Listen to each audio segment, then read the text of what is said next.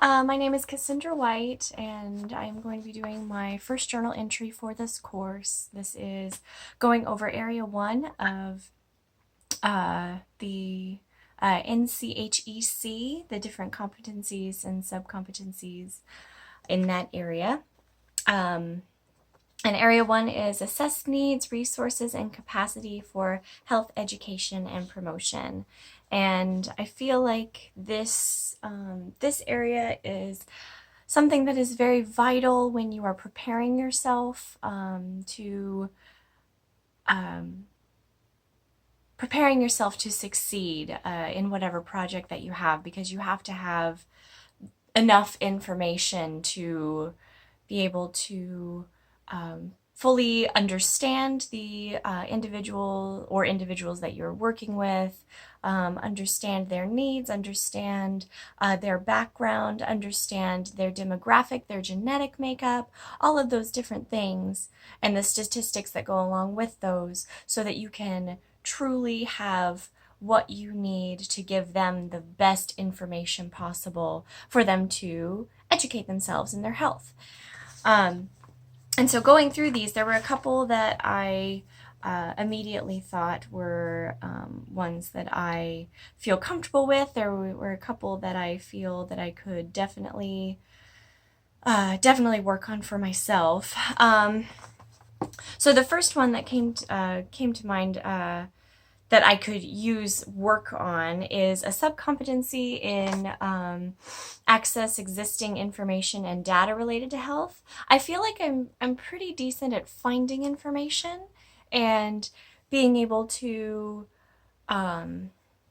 search out what is good information from what isn't. However, one of the subcompetencies is identify gaps in the secondary data. And I feel like through this class, I will work on that, because sometimes I'll look at things and all of the information seems to be just as important as everything else, where I know that there are things that have more value according to when the information was taken, how many people were in the group that was being researched, and just overall better research in general. So I think that I could personally work on that. I've had struggles with that in other courses at Ashford, and so I look forward to working on those skills. Let's see. Collect primary data to determine needs. I feel like that's 1.3. I feel like I'm pretty decent at that. Again, like I like looking for data. I like to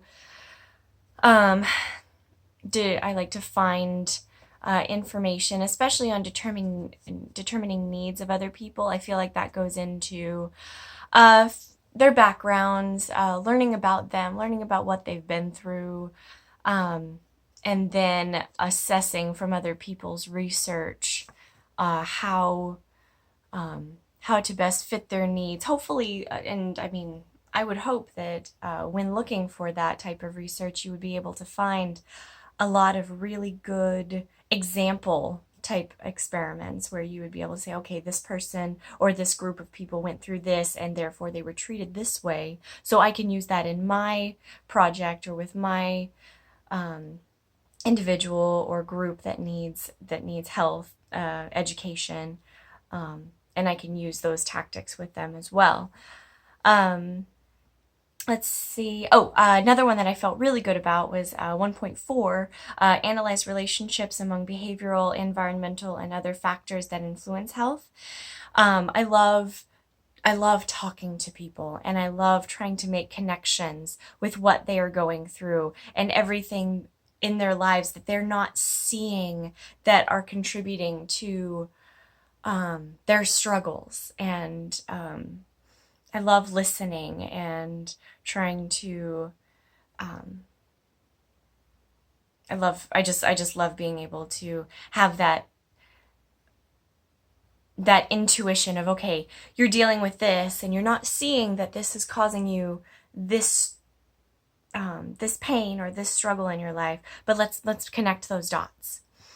Let's So yeah, so I feel very comfortable about that. I feel like, I mean, you can always make progress on it, but I feel like it would be all right at doing that. And 1.4.3, identify the impact of emerging social, economic, and other trends on health. That one I feel like I could work on, and that would just be by gaining information, I believe, doing the research and just figuring out the factors of what's going on in today's society, and then connecting that to an individual. So yeah, I feel like I could work on that.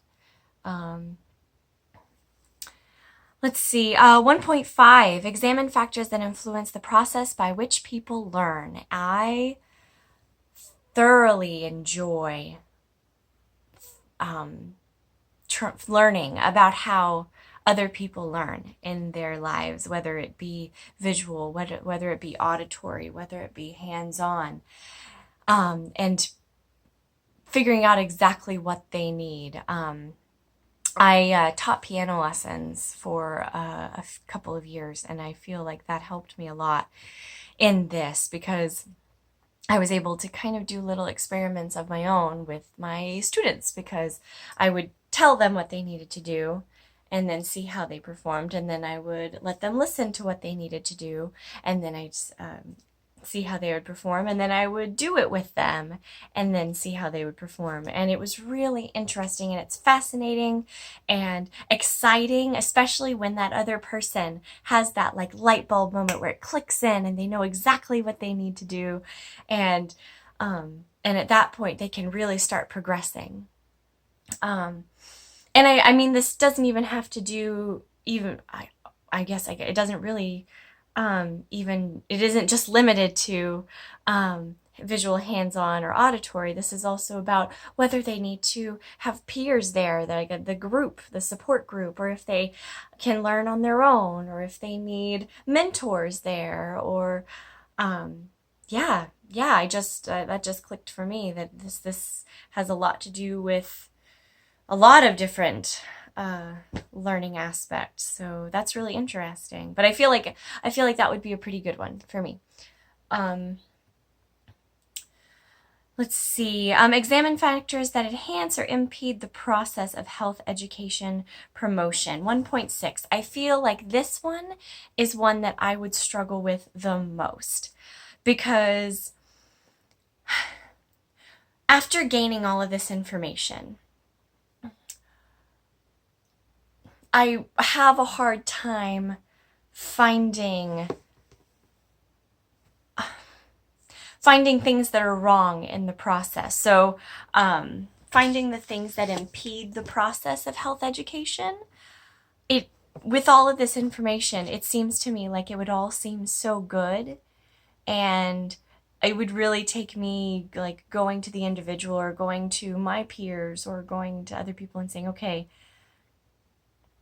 is this really useful, or am I just making it out to be better than it actually is? And so that's something that I need to learn to perform better in my life, or for this career. Let's see. 1.6.3 says assess the effectiveness of existing health education promotion programs and interventions. Again, like with all, I'm sure that the other, like these health education systems and processes that have already been used have all rendered some form of success. And so again, it would be a struggle for me at this point, at least, to be able to say, oh, that's not useful, when seeing that it had its use and like second guessing myself and saying, well, maybe this could work for these people. But again, it would be having someone or people tell me, no, this is not the most efficient way to do it. We need to refocus on this other research that yielded better results or more efficient results, or yeah. So that's one that I feel like I would need to work on for myself. And let's see, 1.7, the final competency in this area says determine needs for health education promotion based on assessment findings. And this is just taking all the data that you've gleaned, sorting, sifting through it, and seeing what works best overall. And again, I feel like that might be one that I struggle with because I would have a hard time like sifting through everything and deciding what helps the most. So, but I know that all of this is a super important part of promoting health education because you need the data from past experiences and being able to sort through that data and determine what would be useful in your specific situation. So, yeah, I think that there are definitely some things I need to work on. I feel like I have some strengths. And let's see, the final point was beyond school, what do you think will be the best way to help you personally become proficient at these competencies? Well, I think that going out and getting in the community in whatever ways possible, whether it be volunteer work, whether it be becoming parts of different social circles. I'm a volleyball player, and I've been trying to branch out and get into other volleyball groups just so that I can be more involved in the community around me, because I feel like the more people you get to know, the more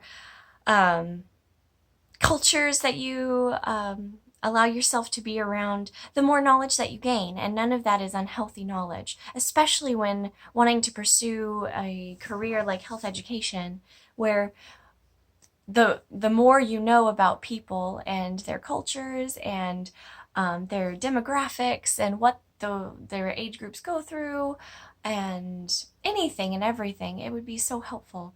So I think that would be a really good way to become proficient in gaining data. And even if it's not on paper, it is data by word of mouth. And I mean, as far as the class goes, I don't know if that is considered valid, but it seems to me like it would be a really useful thing to do. And also getting out in the community, going and finding where records are kept that are available to people, getting to the library and finding records on different research that's been done for these things. That would be really helpful too. So that's outside of school, but I guess that's book learning as well. So yeah, learning from people, learning from the community, I feel like it would be really useful. So I have gone over double what this assignment was required. So I'm going to end this here. We'll see you in the next one.